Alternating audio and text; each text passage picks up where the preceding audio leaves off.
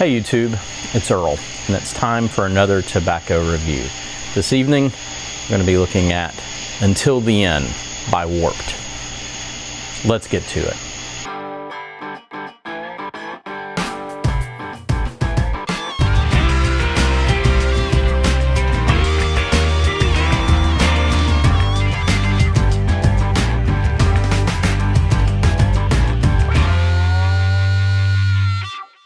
Alright guys, so tonight we're going to be looking at Until the End by Warped. Warped is a rather newcomer here to the pipe business, but they're a long-time cigar manufacturer and somewhat of a boutique blender of high-quality cigar products. So that's what we're going to be talking about tonight, is one of their entries into the pipe smoking blends, or the pipe smoking community. It all started off with, I believe, Haunted by Warped was a blend, and it's kind of taken off from there. This will be a series of mine, kind of going through some of these Warped blends. But let me do our normal routine where we talk through the tin note, the tin description, the cut, and then finally the smoke itself. So let's dive in with the tin description. Until the End. Fragrant, comforting, mellow, and rich. This blend of top-grade shade-grown Ecuadorian cigar leaf, bright Virginia, cigar leaf Cavendish, and specially selected dark-fired Kentucky will be a loyal companion to you and your pipe from the charring light until the end. And there you go, some wonderful tin art here of a rather large dog. I forget the name of the breed, but I believe it is the blender of Warped and owner of Warped Cigars owns this particular dog, and I believe his name is Sarto. Another one of the blends is named after him. But now, let's get into this. I'm going to give you a little bit of a spoiler alert. I really enjoyed this blend, very much so. One of the best blends that I have tried lately. It's been one that I've been going to over and over again. Thoroughly impressed, and as you can tell here, I don't have much left, as you can see. Okay, so when we look at the note, or not the tint, but like the description, sorry, when we look at the contents itself, you know, I think the description at Smoking Pipe says like it's a broken flake, and I would say, yeah, it's a very broken flake. Mine was not tidy at all inside the tin. I could tell that pieces had been in flake form at one point, but just really they were pretty broken up, more on the consistency of a ready rubbed, is what I would say. And you can kind of see that from the contents here. Yeah, there's some pieces that are still stuck together like you would expect some flake tobacco to be, but overall it's almost like a ribbon at this point. Some of that's my doing, but most of that is just doing. There's really no prep time on it. I found the moisture in the tin to be a little on a little more humidified than I would necessarily want, so this could warrant a little bit of drying time, and this did have a little bit of a tendency to bite, so some drying is warranted. But when I go through here and I look in the contents itself, you know, there's not a lot of variation in color here. Just a lot of light brown and some shades of some darker brown leaf here, but I can certainly tell that there's sweetness in here, or some what I would perceive as some light Virginias, but overall pretty consistent in the color palette. I mean, nothing that I could just pick out and go, gosh, that's this and this is that. You know, pretty standard brown tobacco. On the tin note, itself. When I first opened it, there was a bit of sweetness.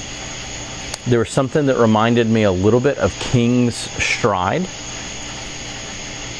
but not much. King's Stride, very quickly, the first time I opened it, had a very kind of rich, dark sweetness, and then quickly went, for lack of a better word, sideways. This blend is really just a good kind of a little bit mixture of a barnyard aroma, some kind of darker quality aromas that I would say are probably that cigar leaf Cavendish, and just some good tobacco aroma. But something that would make me guess Burley's. That's probably from that dark fired. The dark fired is not, they mention it here, but I don't think it plays an overwhelming role. Nor do I think the cigar leaf in the tin note plays an overwhelming role. All right, let me light her up and let's talk about the smoke. And before we get started, tonight I am smoking this in my Radice Hawkbill. Put a new coat of wax on this bad boy recently, so it's shining a little bit more. And it's a nice little Hawkbill, wonderful little pipe, great smoker. Right off the bat, one of the things on my very first smoke that came through loud and clear from the charring light was, you're dealing with cigar leaf. And it came through first time around mainly in the mouthfeel. Okay, the smoke took on a very creamy quality and had a very strong mouthfeel. I enjoy a good mouthfeel in my pipe smoke. That I like knowing the smoke is there and that the pipe is going to produce a good amount of smoke. Now, secondly, I said you're smoking a cigar. There are cigar qualities scattered throughout this bowl, but it never dominates where you're sitting there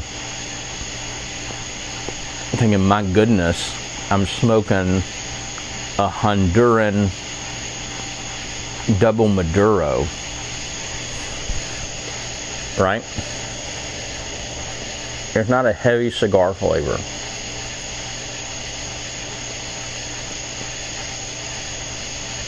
It reminds me much more of a smooth Dominican cigar.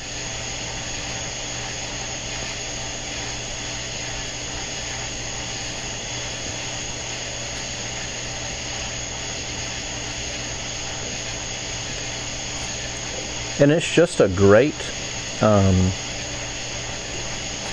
smoke. Now, like I said, you probably want to dry this off a little bit. And the reason I say you want to dry it off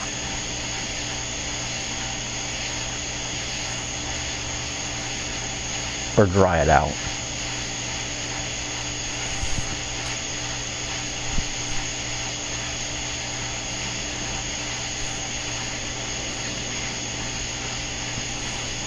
is it can bite you. Now, I would put that up to the bright Virginias that are in here, so the high sugar content and the fact that they've Cavendished the cigar leaf. So just take a few minutes, dry it out a little bit, 10-15 minutes,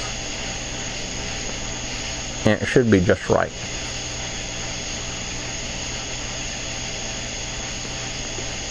But speaking of that cigar leaf Cavendish,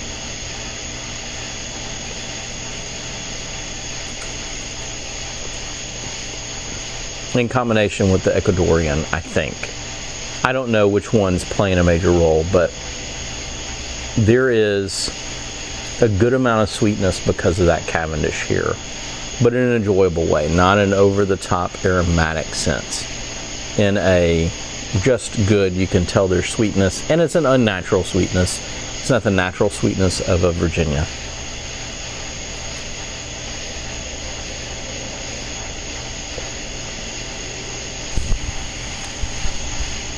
But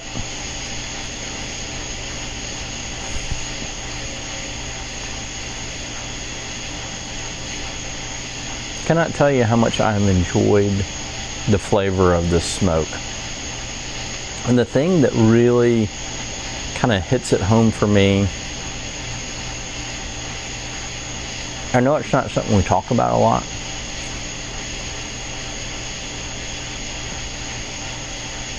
because quite frankly I haven't necessarily enjoyed this, but one of my favorite things about smoking a cigar is after you're done with it. I enjoyed smoking it to begin with, but especially when you were done, a little bit of the aftertaste that you would get for the next couple hours after you smoked a cigar was enjoyable. Well, you get that with this.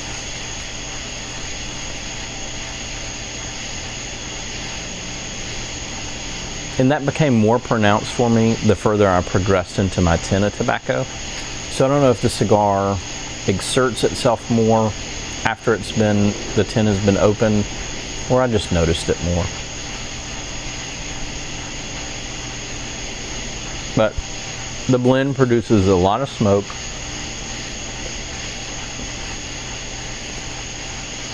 It's smooth, it's creamy, it's got good flavor. I really think this is about everything you could ask for.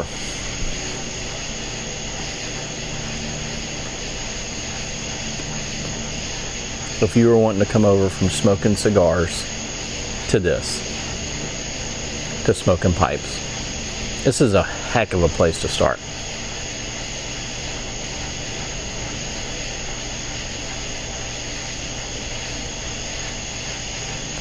If you're like me and you're into English blends, you want something that maybe is a bridge between other types of blends, I think this would work for that as well. But I open this thing,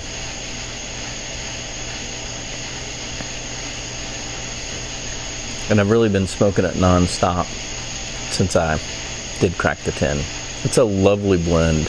You should really do yourself a favor and try it out. Guys, this has been my review of Until the End.